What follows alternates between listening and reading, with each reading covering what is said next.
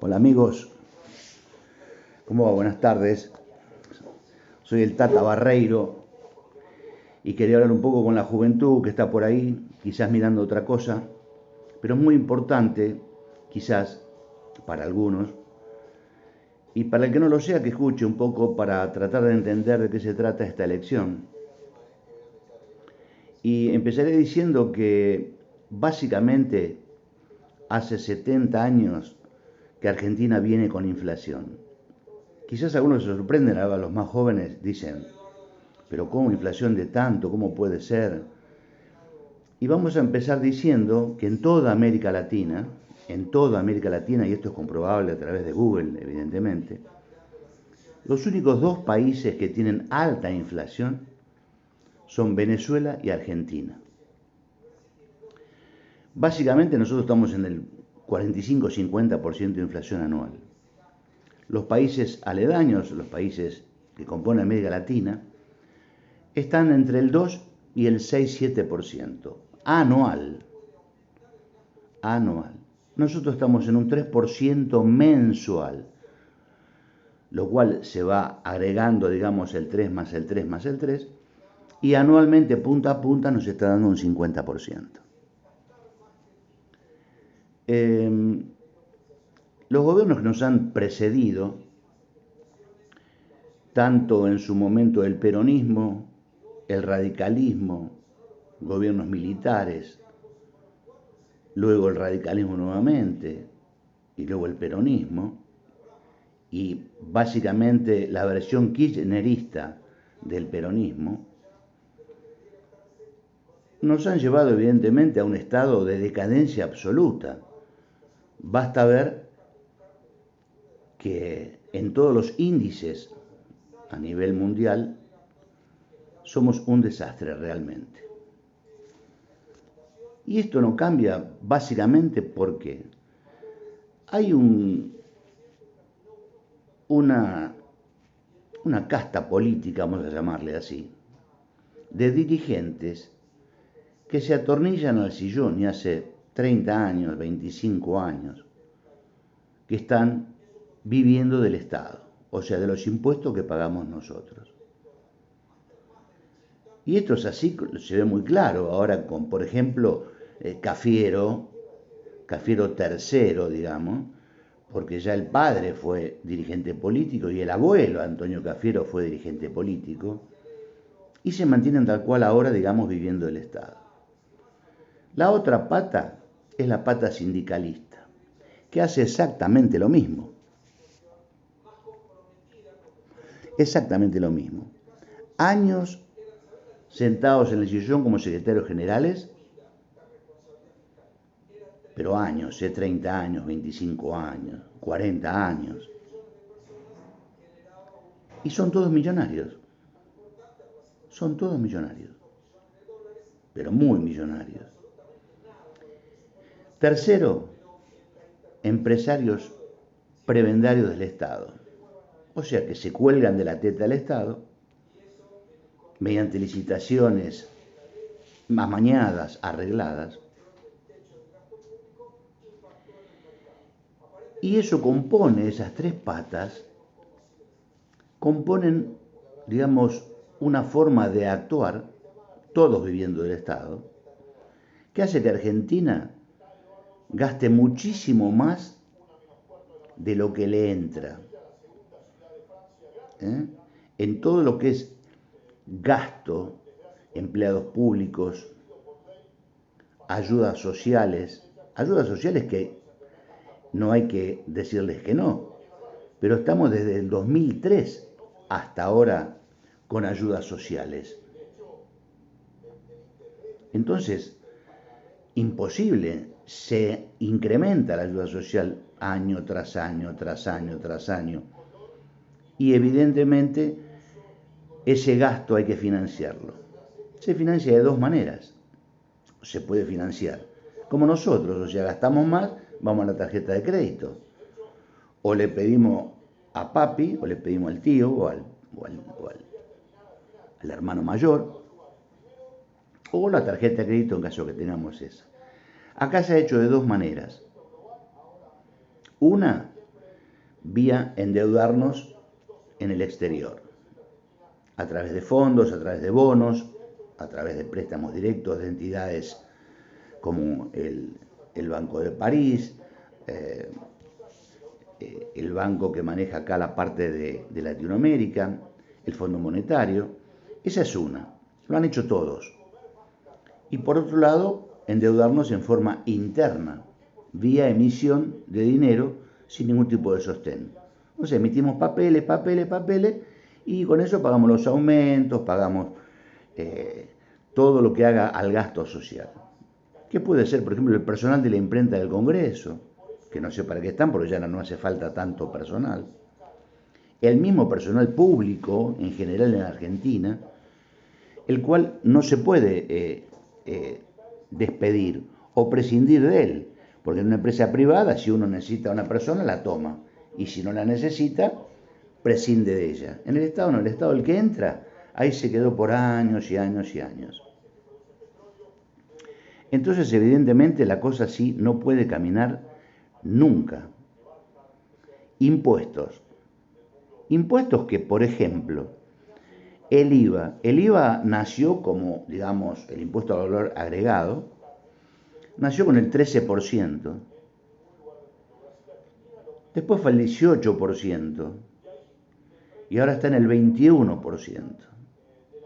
Entonces fue creciendo el impuesto, haciendo más onerosa la carga que lleva el emprendedor o el empresario. El impuesto al cheque. El impuesto al cheque genera un montón de plata para el Estado. Pero se hizo en un año donde se dijo, bueno, en la emergencia, vivimos siempre en emergencia nosotros, va a ser un impuesto, digamos, como para recaudar un poco más y salir de la emergencia. Hace 20 años que tenemos el impuesto al cheque. 20 años. Y el IVA, del 13 al 21, ese 8%, hace añares también. Con lo cual seguimos generando impuestos para salir siempre de la emergencia. La emergencia que crean los mismos políticos, con sus medidas políticas, distributivas, generalmente populistas. ¿Populistas a qué me refiero? A que las villas se han incrementado en forma exponencial en Argentina y desde el momento en que, años 60, 65, le dábamos, por ejemplo, a determinada cantidad de gente una ayuda social, que la necesitaban, se fue incrementando la pobreza. ¿Por qué? Porque nunca generamos trabajo genuino. La gente se va acostumbrando al plan. Los chicos no estudian, sino que acompañan al padre en el carro con el caballo a juntar cartones, el chico no estudia. Y llegamos a este momento, donde ¿qué sucede? Todas esas dos generaciones mínimamente de nuevos pobres y sin estudio, ¿cómo se van a insertar en los nuevos trabajos que vienen? Han quedado lamentablemente para trabajar con el pico y la pala, o hacer limpieza en algún lugar, en alguna fábrica, con muy poca, digamos, demanda, porque en una fábrica determinada tenés una persona, dos, tres, depende de la envergadura de la empresa, podés tener 30 trabajando, pero no mucho más, porque acá hacen falta cientos de miles de puestos de trabajo. Y no los hay y no los va a haber. Porque desde que yo tengo memoria, por ejemplo, qué sé yo, antes de una fábrica había 20 torneros, un torno cada uno, hacían determinado proceso cada uno, y en un momento vinieron los tornos de control numérico. Entonces lo que hacían 3 turnos o 4 turnos lo hacía un solo control numérico, con una sola persona en vez de 4 o 5. Entonces quedaban excluidos de la parte del proceso industrial. Y ahora han salido, por ejemplo, la parte de soldadura. Antes había 10, 12 soldadores en la empresa. Y ahora hay algunos pequeños robots que hacen el trabajo de 2 o 3 personas. La industria automotriz es otro caso mucho más emblemático, porque antes se soldaba todo, eran operarios los que soldaban las carrocerías, y ahora son todos robots. Absolutamente todos robots, todos. Y la pintura exactamente lo mismo. Antes había cabinas de pintura, baños de pintura y demás, y ahora es todo robot. Quiere decir que el tema del trabajo viene para mal, porque evidentemente no se va a solucionar en la medida en que no se quiera poblar la Patagonia y sacar gente del cono urbano y armar pequeños pueblos donde nos dediquemos a lo que esa gente puede llegar a hacer en función de su cultura, o mejor dicho, de sus conocimientos, que es sembrar, criar animales, generar su propio alimento, pero darle algún tipo, digamos, de infraestructura, obviamente como el colegio, obviamente como la parte de atención de salud. Entonces, de esa manera, descentralizar toda esta gente que está aglomerada y que no produce. Y las personas, por lo menos, cada uno debería producir lo que necesita para vivir, sea directamente o indirectamente.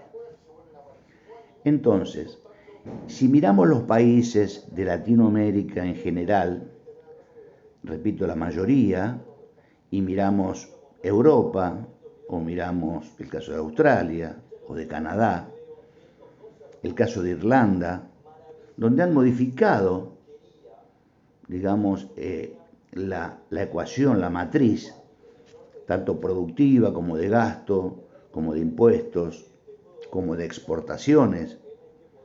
El país necesita exportar. Entonces se han manejado con un criterio de capitalismo y con un criterio de libertad para operar. Vale decir, esto está ya todo a nivel global, entonces tenemos que contactarnos, venderle y comprarle a todo el mundo nuestros productos con la ventaja competitiva que tenemos, en otros con la ventaja comparativa que tenemos, pero tenemos que generar un intercambio mayor en cuanto a las exportaciones y a las importaciones, de tal manera que se genere un nivel, digamos, razonable entre lo que exportamos para que nos ingresen dólares, los cuales vamos a usar para pagar las importaciones que necesitamos de otros países. Entonces, esto es bastante simple, pero hay que eliminar todas las trabas burocráticas y las medidas populistas que hacen que estemos estancados, y no solamente estancados, ojalá nos hubiéramos quedado estancados en el año 68, por ejemplo. Estaría la gente mucho mejor que ahora, porque había 4% de pobres, 6% de pobres. Hoy, ¿cuánta pobreza hay? 30, 40% de pobreza, 10, 12% de indigencia. Entonces somos un país que ya lamentablemente estamos en comparación, como hacíamos antiguamente, con los países africanos. Entonces esto no va más, así no salimos nunca más. Y ya yo no, porque yo con la edad que tengo, ya me da lo mismo. Yo soy un clase media, acomodado, porque por el estudio, por el trabajo, por el emprendimiento que he hecho. Y ojo que vine de familia muy humilde. Mis abuelos vivían en La Boca, en conventillos. Yo hice la primaria al principio en una escuela privada cuando era chico, hasta los 8 o 9 años, después pasé a la escuela pública, y era sexto grado, y después pasé al industrial, hice 4 años de día en el industrial, 3 años de noche en el industrial, y me recibí de técnico industrial. Después fui a la Universidad Tecnológica de Argentina, para seguir alguna carrera de ingeniería. Claro, vinieron años muy turbulentos en ese momento, que eran los años 70, 72, 73, 74, con todo el tema de la guerrilla, tenemos Montoneros, el tema ERP, y había mucha conmoción en la universidad y la verdad dije, no, así no se puede. Pero ya con la base que tenía de técnico, más las materias que hice de ingeniería, me fui desarrollando en la parte industrial. Y algunos emprendimientos que tuve por cuenta propia que me dieron un ingreso interesante. Así que en estas elecciones, no dudemos, metamos diputados y senadores que respondan a una idea nueva, una idea liberal, que no es mala palabra ser liberal y no es mala palabra ser de centro derecha, en lo económico, en lo laboral, en lo comercial. La libertad en todos esos aspectos, fíjense ustedes si quieren abrir un negocio. Abren un negocio y tienen que pagar ingresos brutos, tienen que pagar, ¿cómo se llama? Esto ahora se me fue de la cabeza. Cosas adelantadas a la municipalidad, tasas, impuestos. Entonces, todo eso tenemos que poner un contador. El monotributo es mentira, hay que poner un contador, hay que poner tal cosa. Entonces, evidentemente, eso traba todo. Ni hablar si quiero tomar una persona.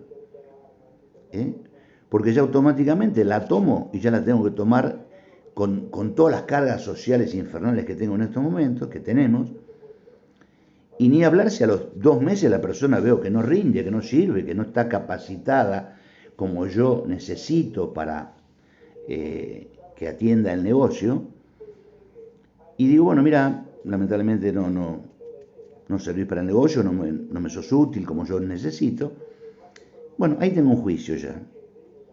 Ya tengo un juicio. Entonces no, tiene que ser lo más flexible. Tomo una persona, si me sirve, queda, ¿por qué la voy a despedir si me sirve? Y si no, lamentablemente tendré que cambiarla por otra. Y esa persona que yo despido de alguna manera porque a mí no me sirve, le servirá a otra en otro tipo de trabajo. ¿Me explico? Fíjense ustedes que en todos lados piden estudios secundarios completos. Ahora, toda esta gente que está sin trabajo, los jóvenes sobre todo, yo calculo que hay no sé, no quiero arriesgar, pero un 60% que no tiene el secundario completo. Entonces ya desde esa base no lo van a tomar. Hoy si no manejas un Excel, si no podés hacer un texto con Word, o sea, si no podés manejar Internet para hacer alguna búsqueda que te ayude, digamos, a tener información para solucionar algo, no funciona. Entonces, bueno, en principio esa es la idea. Voten, yo digo en la provincia de Buenos Aires, a José Luis Espert, que es un economista que hace 30 años viene diciendo exactamente lo mismo para solucionar esta caída que tenemos de debacle ya en Argentina. Y bueno, es momento que tengan voz en el Congreso, mínimamente, para no votar leyes para seguir siempre con lo mismo, hacer gatopardismo, que cambien las cosas para que nada cambie.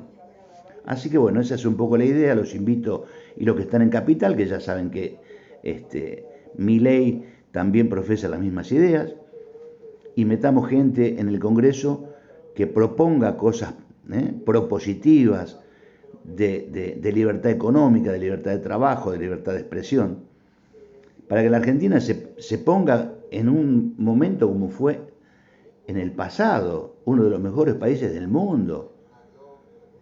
Está bien, estamos hablando de hace ya muchas décadas, hablamos de 1890, 1900, 1905, 1910, éramos quinta potencia mundial. Japón, que es una isla, digamos, de lava volcánica, no tiene nada, y es quinta potencia, cuarta potencia mundial. Entonces, bueno, reflexionemos y pensemos en ustedes, los jóvenes, para poder desarrollarse, y a la gente como mi hija, por ejemplo, bueno, que piense en su hija, como yo pienso en ella y en mis nietos, para que el país pueda arrancar. Tenemos una riqueza infernal. La riqueza infernal. Fíjense ustedes que teníamos agroganadería, tenemos minerales, tenemos la soja, que si no fuera por la soja y el campo, en general el país está en la ruina, peor que ahora. Y encima tenemos la suerte de que todos los artefactos nuevos, los smartphones y demás, y los coches nuevos eléctricos, se manejan todos con batería de litio. Y oh casualidad, tenemos mucho litio en la Argentina, lo cual somos bendecidos. Entonces, si eso se usa en forma positiva, el país puede crecer de acá a 10 años en una forma realmente sorprendente. Así que bueno, los invito a votar tanto por Spert como por Milei, y los de otras provincias, las listas que tengan ideas liberales, por lo menos para poder salir de este barranco que nos lleva a ya no sabemos a dónde. Ya el dólar hoy, 195 pesos, siempre así, ¿no? Que el dólar, que esto, que el otro, nunca tenemos moneda fija, hemos cambiado monedas, hemos sacado cero a las monedas, y el argentino tiene la costumbre de ahorrar en dólares, lo cual está bien, porque evidentemente con lo otro se funde. Si compras, ¿qué vas a guardar la plata en pesos si no compras nada? Y ahora viene un proceso inflacionario importante, lamentablemente. El año que viene va a ser muy, muy duro. Pero si metemos gente en el Congreso que pueda frenar más ideas populistas, bueno, empezaremos un recorrido, digamos, virtuoso, y no como hasta ahora, que estamos en un círculo vicioso del cual no salimos. Amigos, hasta la próxima, chicos, gente, nos estamos viendo.